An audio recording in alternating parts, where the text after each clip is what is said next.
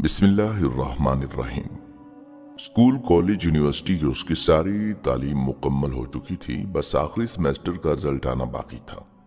आजकल उसे कोई और काम नहीं था सिवाय बॉयफ्रेंड के साथ फोन पर लंबी चौड़ी खुशगपियां करने के। यूनिवर्सिटी में वो किसी को दिल दे बैठी थी, मोहब्बत कर बैठी थी, रोग लगा बैठी थी।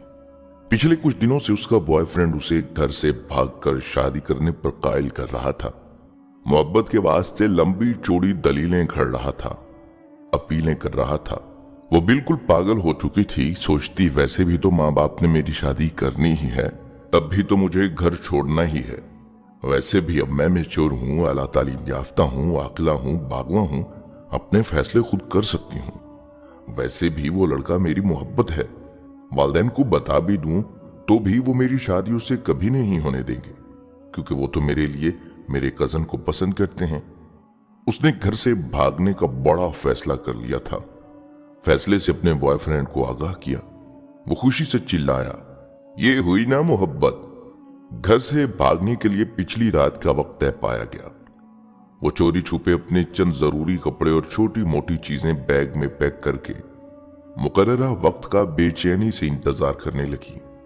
इस दौरान बॉयफ्रेंड की कॉल आ गई। कहने लगा, माँ ने कोई जेवर शेवर भी बनाया होगा, वो भी हाथ में कर लो, मुश्किल वक्त में काम आएगा। अच्छा, करती हूँ। उसे पता था कि माँ ने उसके सोने जेवरात बना रखे हैं। वो माँ के कमरे से जेवर निकालने की तरकीब सोचने लगी। वक्त बहुत कम था। वो जैसे ही माँ के कमरे की तरफ बढ़ी, माँ कमरे का दरवाजा खोलकर बाहर आ गई। एक लम्हे के लिए माँ को सामने देखकर वो सत्ते में चली गई। मेरी शहजादी, इतनी रात गए तुम जागती फिरती हो, और ये तैयार होकर कहां जा रही हो? वही बताने आ रही थी। रात लेट फोन आया था। यूनिवर्सिटी वालों ने इमरजेंसी कुछ काम से बुलाया है। मेरी कुछ दोस्त भी जा रही हैं। आप सो रही थी, डिस्टर्ब ना हो इसलिए आपको उस वक्त नहीं बताया। उसने खुद को संभालते हुए झूठ खड़ दिया। अच्छा, तुम मेरे कमरे में ही बैठो, मैं तुम्हारे लिए कुछ बना कर लाती हूं। माँ किचन में चली गई। वो माँ के कमरे में दाखिल हुई।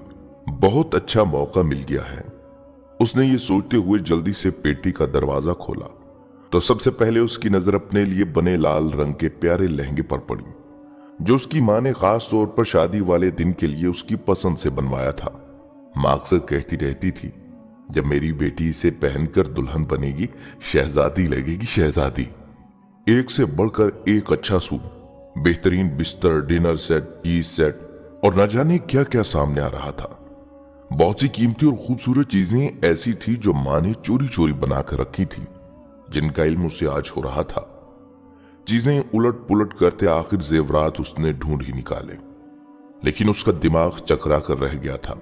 जेवरात उससे उठाए नहीं जा रहे थे।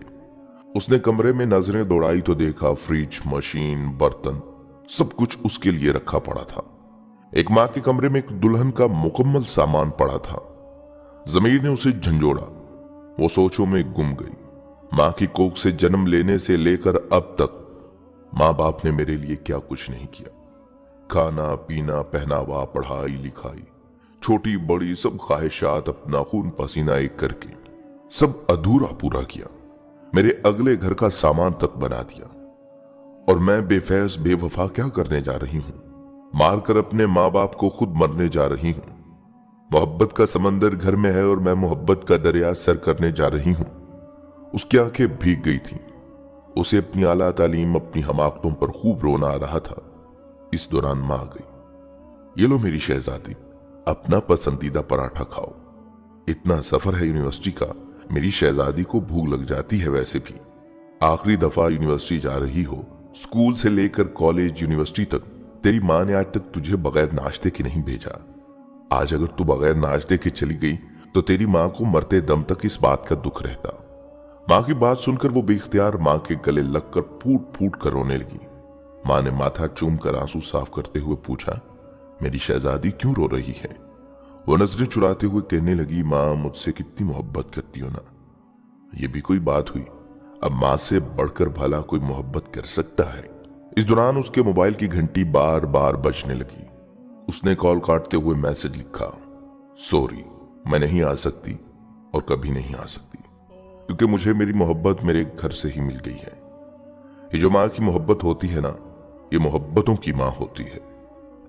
प्यारी बहनों और भाइयों, तुम्हारी दुल्हन वाला लहंगा, तुम्हारी दुल्हे वाली शेरवानी तुम्हारे घर में ही पड़ी है। इसे मुंह काला करके कोर्ट कचहरियों में पहनने की बजाय अपने माँ बाप के घर से ही पहना करो, क्योंकि तुम पर उनका हक है जो बिल्कुल बरहक है।